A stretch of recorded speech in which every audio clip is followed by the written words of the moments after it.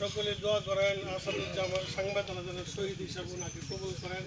আল্লাহ তাআলা যেন জান্নাত ওয়া ইল্লাম তাগফির লানা ওয়া তারহামনা লানাকিনা ফিদ দুনিয়া হাসানাহ ওয়া ফিল আখিরাতি হাসানাহ। মুবারক এই সবকে পৌঁছে দিন আল্লাহ। খাস করে আল্লাহ প্রান্তীয় নেতা দক্ষিণ জেলার আল্লাহ সদস্য সচিব রুকনুল্লাহ এমপি হিসাবে দেখতে চাই, তৌফিক দান করেন।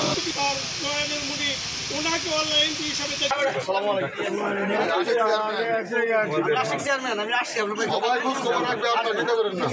কোনো চিন্তা করেন না, আল্লাহর রহমতে আমরা আছি।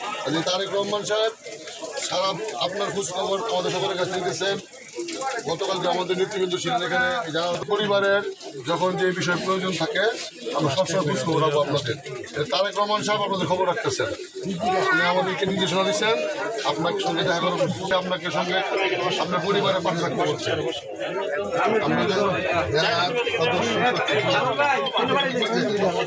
আর আমাদের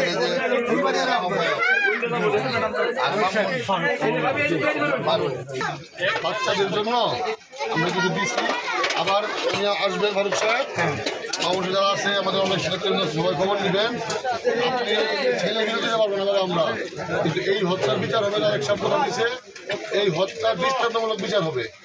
এবং তারেক রহমান সাহেব আপনাদের খোঁজ খবর রাখার জন্য বিএনপি সকল পর্যায়ে নির্দেশনা দিচ্ছেন। চিন্তা করেন না, আল্লাহর রহমতে আল্লাহ। আপনার ছেলে তো অন্যায়ের প্রতিবাদ করতে গেছে,